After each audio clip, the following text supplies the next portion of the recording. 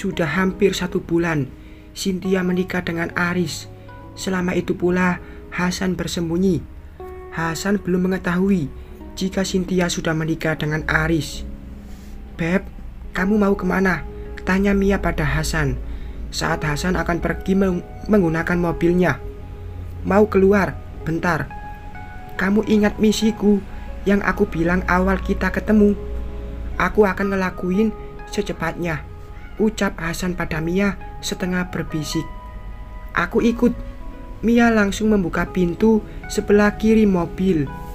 "Cekah, bikin ribet aja kalau gini," gumam Hasan dalam hati. Mereka pun pergi ke arah rumah Cynthia. Nampak sepasang suami istri sedang berbahagia di halaman rumah itu. Ada seorang anak kecil juga. Bukan mereka, bukan Aris dan Cynthia, tapi orang lain. "Permisi, Bu. Bu Cynthia ada?" tanya Hasan sopan. "Maaf, Bapak siapa ya?" "Di sini nggak ada yang bernama Cynthia," jawab seorang lelaki. "Saya teman lama mau berkunjung." "Maaf, kalau boleh tahu, ibu pemilik rumah ini?" tanya Hasan lagi. Kedua suami istri itu berpandangan. "Iya, kami pemilik baru rumah ini. Pemilik lama sudah pindah bersama suaminya," jawab sang istri. Hasan terkejut, gak menyangka jika Cynthia sudah menikah secepat itu. Emosinya mulai meledak. Dia membanting pintu mobil dengan kasar hingga mengejutkan Mia di dalamnya. "Abang, bikin aku kaget aja." "Mana mantan abang?" tanya Mia. "Diam kamu, duduk saja dan diam, jangan banyak tanya." Mia yang mendapat bentakan dari Hasan langsung kaget. Selama perjalanan mereka hanya diam. Hasan melajukan mobil itu ke arah rumah ibunya. Tiba-tiba senyum Hasan terbit saat melihat sang ibu sehat dan tersenyum lebar di depan rumahnya bersama cucu kesayangannya. Hasan turun dari mobil mendekati sang ibu. Mia pun turun dan mengikuti Hasan menghampiri ibunya. Hasan meraih tangan sang ibu untuk menciumnya. "Kenapa kamu pulang lagi?" tanya Bu Fatma dingin. "Hasan ingin bertemu ibu," jawab Hasan. "Ibumu sudah mati, terkubur dalam rasa kecewa karena memiliki anak seburuk kamu." Hasan hanya menunduk. "Pergilah, ibu tak ingin lagi melihatmu di sini." "Cekah, sombong amat." Mia berdecak kesal melihat keangguhan ibu Hasan. Mia menarik tangan Hasan, tetapi Hasan masih ingin bertahan. "Kapan Cynthia menikah, Bu?" tanya Hasan. Bu Fatma langsung menoleh ke arah Hasan. "Untuk apa kamu bertanya Cynthia? Kamu masih punya muka menanyakan dia kepada ibu?" Bu Fatma berteriak dengan bibir gemetar. "Kamu tahu, San, kamu sudah melempar kotoran ke arah ibumu. Kamu bahkan sudah menginjak-injak ibu dengan apa yang kamu perbuat itu. Dan sekarang kamu bertanya tentang Cynthia lagi." "Sepertinya Tuhan sangat baik memisahkanmu dengan Cynthia.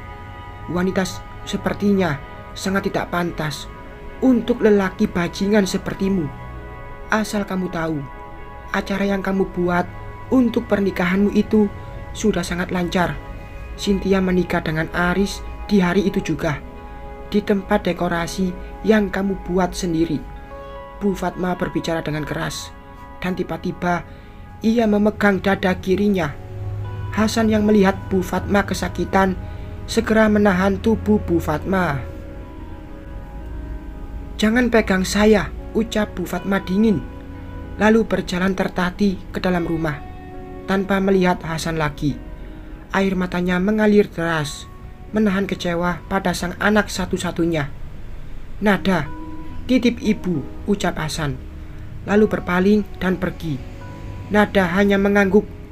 Mia menatap Nada dengan pandangan meremehkan. "Kenapa kamu menatap Bang Hasan seperti itu? Jangan mimpi kamu bisa dekat dengannya.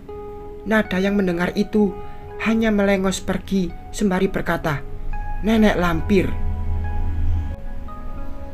Bi, seminggu lagi resepsi akan diadakan. Tapi kenapa ada yang mengganjal di hatiku ya? Kenapa? Kayak ada yang akan terjadi, ucap Cynthia malam itu saat sedang menemani sang suami merapikan pekerjaan yang baru tadi sore diselesaikannya. Aris kini lebih sering menghabiskan waktu untuk sang istri.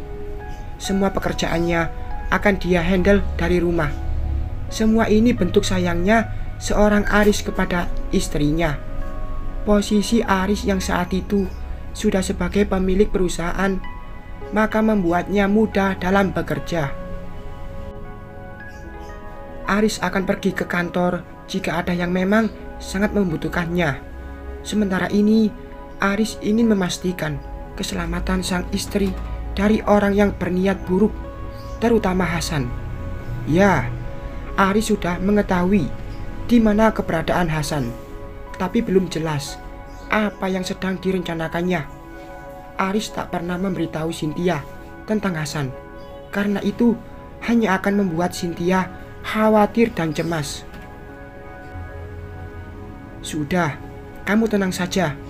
Abi sudah menyiapkan penjagaan yang ekstra untuk acara kita, jawab Aris. Tapi kan Bi, sudah sini, baring di pangkuan Abi. Kamu ini jangan terlalu mikirin yang gak jelas gitu. Umi masih pusing. Cynthia menggeleng.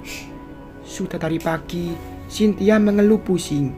Bahkan Cynthia sangat malas bangun dari ranjang tidurnya sebelum sang suami pulang dari kantor.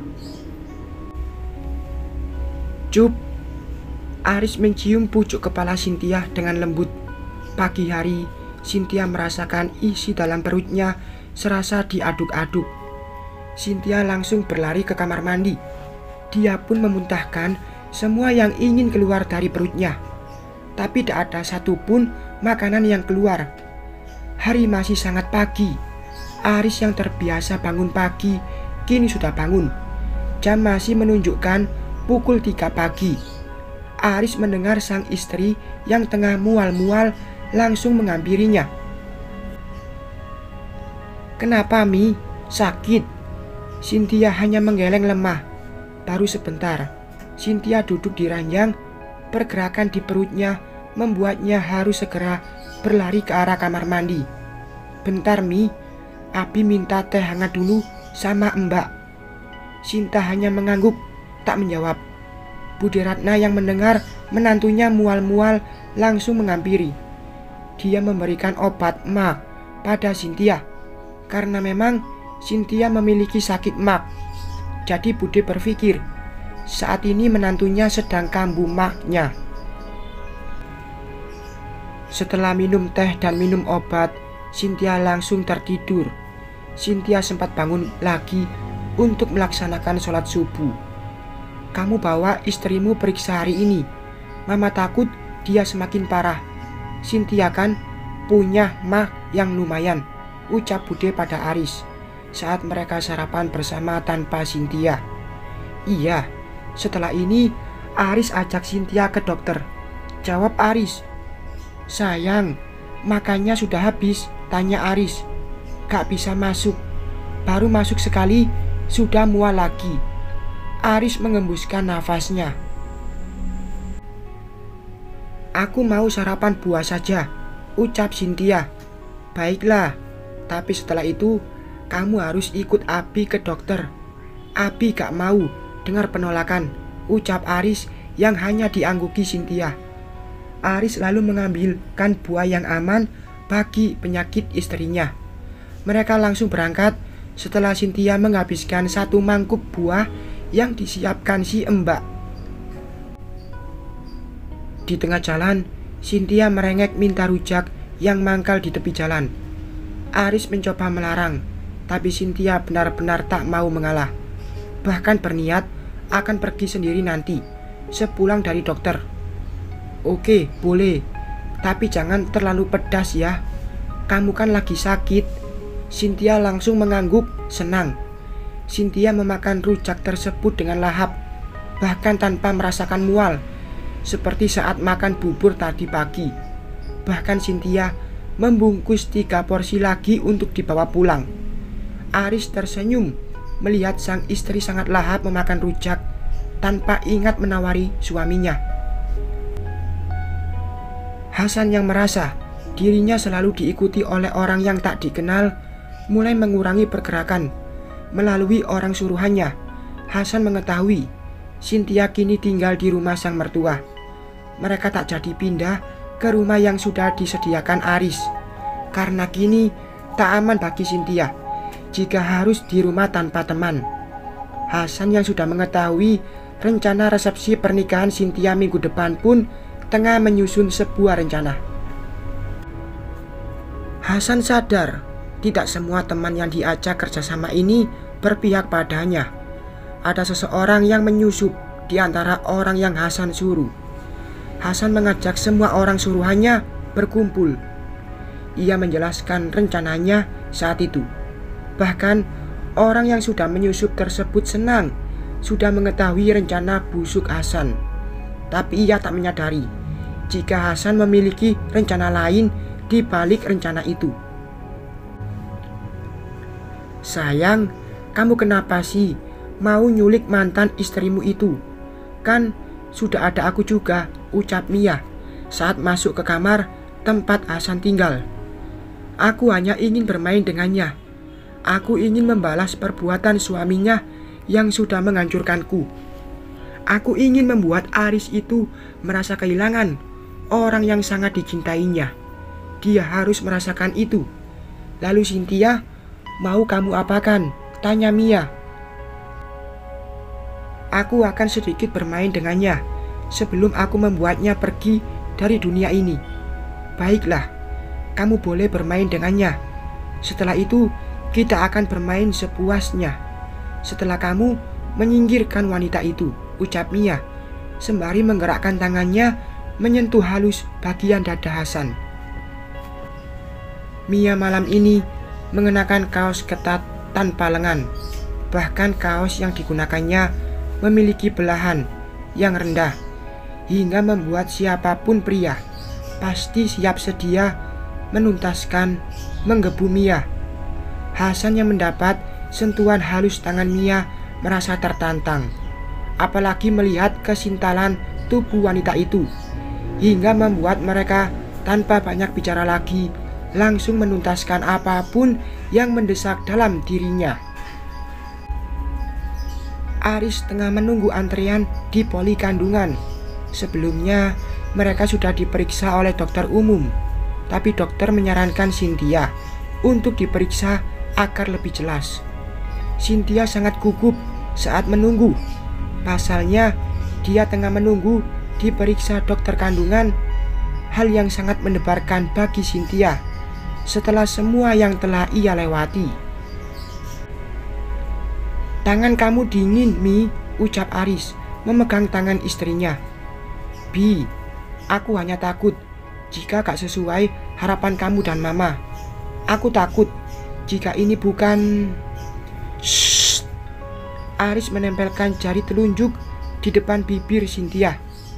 "Diam dan tenanglah, Mi. Kita pasrahkan semua pada Allah. Dialah yang maha mengerti yang terbaik untuk semua makhluknya." Cynthia hanya mengangguk. "Begini ya, Ibu. Ini adalah bentuk rahim Ibu. Nah, ini kelihatan kan ada kantongnya," ucap sang dokter setelah menunggu lama dan mereka dipanggil. Cynthia dan Aris saling memandang, belum mengerti arah pembicaraan dokter. "Kantong gimana, Dok? Rahim istri saya baik-baik saja kan?" tanya Aris. Dokter tersenyum menggeleng. "Bapak tenang saja. Rahim ibu baik, bahkan sangat baik. Ini adalah kantong janin. Jadi selamat ya. Ibu dan bapak akan segera menjadi orang tua." Seketika senyum mengembang di bibir mereka. Puji syukur mereka panjatkan dalam hati. Aris mencium pucuk kepala sang istri. Terima kasih sayang, terima kasih. Alhamdulillah. Cynthia hanya tersenyum mengangguk. Tak bisa dibendung pula tangis bahagia Cynthia mendapat kabar bahagia ini. Dan sepertinya kantongnya ada 2 ya, Bu.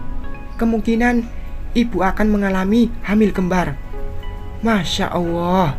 Alhamdulillah. Aris mencium semua bagian wajah sang istri. Kemudian dokter menjelaskan bagaimana kondisi semuanya, lalu meresepkan vitamin untuk Cynthia. Mereka pulang dengan hati yang berbunga. Selama perjalanan, tak hentinya Aris mencium tangan istrinya. Begitu besar kebahagiaan yang mereka rasakan kini. Sampai rumah, Aris langsung memeluk ibunya. Dia memberikan kabar bahagia itu, dan semua orang bersyukur atas kehadiran calon cucu dan anak mereka. Bersambung.